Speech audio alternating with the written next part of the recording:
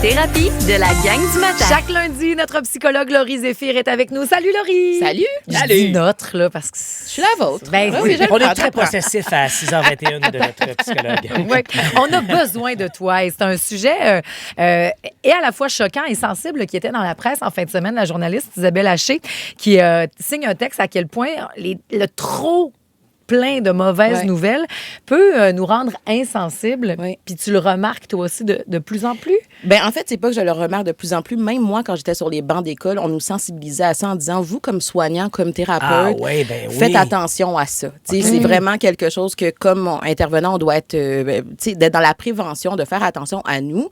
Mais ce qu'on voit, c'est le doom scrolling, on pourrait dire le défilement morbide.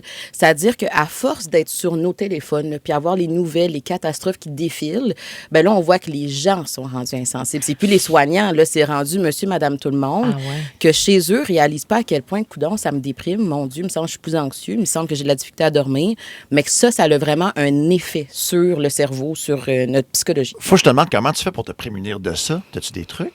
Ben c'est sûr que nous, on est formés à avoir une saine distance avec la souffrance des gens, chose que monsieur, madame, tout le monde n'a pas. C'est-à-dire que moi, ben je vais avoir de la supervision. Des fois, je vais juste aller ventiler avec des collègues de travail. Puis je viens d'entendre ça. Oui, exact. Il faut qu'on aille un peu nos stratégies. Puis je peux pas prendre 70 clients non plus dans ma semaine. T'sais, à un moment donné, on finit par trouver c'est quoi le nombre de personnes, que je suis capable de prendre. Mais quand je suis à la maison, puis que là, je suis en train de déferler les nouvelles, les catastrophes, les guerres et tout ça, cette limite-là, est-ce que je me la mets moi-même? Et c'est ce qu'on voit que les gens ont de la difficulté à se mettre une limite avec, hey, là, j'en ai trop lu. Tantôt, vous avez parlé d'algorithme, je trouvais ça super intéressant parce que c'est ce que ça crée.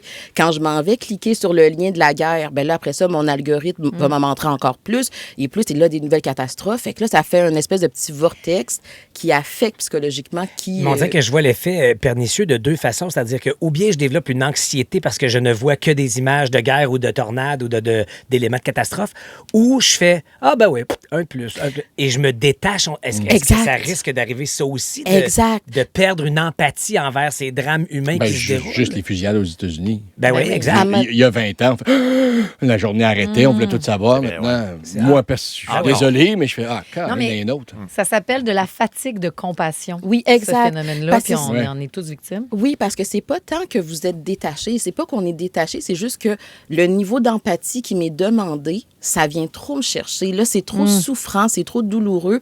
Fait que mon mécanisme un peu de défense, c'est de me dire, OK, là, je peux plus en voir. Puis on s'entend, c'est un beau luxe de pouvoir se dire, et je regarde pas, puis je mets de côté, j'évite un peu ces nouvelles-là, mais c'est de regarder que quand on est trop exposé, c'est pas mieux non plus. Puis il va y avoir des gens qui vont être plus sensibles à ça. Ça aussi, c'est pas tout le monde qui va avoir le même effet. Exemple, toi, tu me dis, les tueries, ça vient moins me chercher, mais il y a d'autres personnes qu'au contraire, ça va créer plus d'anxiété. Puis là, ils vont avoir de la difficulté à dormir le soir. Il peut y avoir des enfants, des ados, des fois que le sentiment d'impuissance fait en sorte que là, c'est trop envahissant. Fait que c'est en fonction de qui on est, c'est en fonction de ces limites-là qu'on va se mettre au niveau. Tu peux développer une paranoïa, tu peux le transposer dans ta vie à toi. Tu peux avoir peur d'envoyer tes propres enfants à l'école en disant, si ça arrive là-bas, ça peut arriver ici. Exact. C'est vraiment, effectivement, très sournois. Exactement. Puis je pense que les gens ne le réalisent pas. Et moi, dans mon bureau, c'est justement là qu'on va travailler cette hygiène-là un peu au niveau du contenu. Est-ce que c'est les bons moments? Tu sais, quand je suis très déprimée, dépressif, anxieux, peut-être qu'il faut vraiment que je me cadre. C'est correct d'aller s'informer puis de dire, je vais aller regarder une source d'information qui est crédible, par exemple. Mais si je commence à aller regarder sur les réseaux sociaux, le niveau de contenu, puis des fois, c'est pas validé non plus. Ces réseaux sociaux-là, tu sais, on est anxieux parce qu'on regarde souvent des gens qui exposent que leur belle vie en faisant, j'ai pas cette vie-là. Donc, anxiété de performance, admettons. Là, je scrolle sur trop d'affaires dramatiques, catastrophiques, mais je m'en détache. Donc, je développe ou bien une paranoïa ou bien un détachement.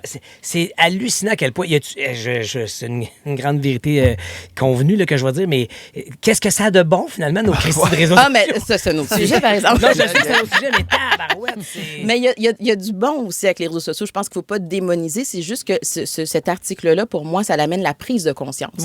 De se demander quel effet ça a sur moi. Est-ce que je le réalise moi-même? Sinon, les gens, des fois, ils vont mettre j'ai pas assez dormi ces temps-ci. C'est parce qu'il s'est passé. Non, c'est peut-être aussi le contenu que tu consommes t'amène à être dans cette hyper-vigilance-là, dans cette anxiété-là, dans ce sentiment d'impuissance-là.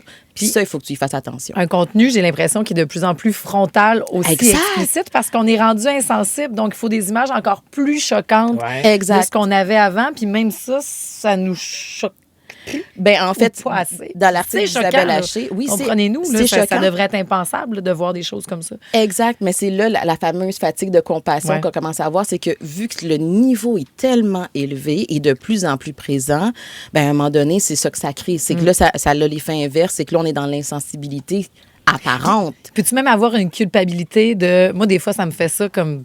petite conne. Toi, tu vis ta vie, là, t'allais aux pommes en fin de semaine, t'es heureuse, tu sais tout ce qui se passe ailleurs sur la planète, puis là, je me sens mal d'avoir ça, puis de pas pouvoir aider les autres, maintenant. Ben oui, ça, puis honnêtement, moi, je vais l'avoir beaucoup, même si chez les jeunes, je dirais cette espèce de nuance-là, ils n'ont pas toujours le recul de qu'est-ce qu'ils peuvent vraiment contrôler ou non, mais d'où l'idée que la mobilisation citoyenne, ça peut être une façon de venir contrecarrer un peu ce sentiment d'impuissance-là. De se dire, nous, on va aller marcher, on va aller ramasser des sous. C'est un peu une façon de venir contrebalancer parce qu'on veut avoir une autorégulation des émotions. C'est-à-dire, OK, d'accord, j'ai de la culpabilité, mais je fais quoi avec? Je peux pas aller régler la guerre, mettons, en Ukraine, mais je peux peut-être aller faire des démarches pour aller aider les gens qui viennent ici, par exemple, de l'Ukraine. Fait que ça peut venir un peu contrebalancer ces émotions-là pour qu'on se sente moins dans l'impuissance.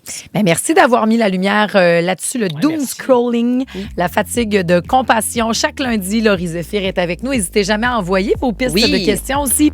C'est une ressource, des fois, qui est peut-être, puis on le dit tout le temps, allez-y, allez consulter.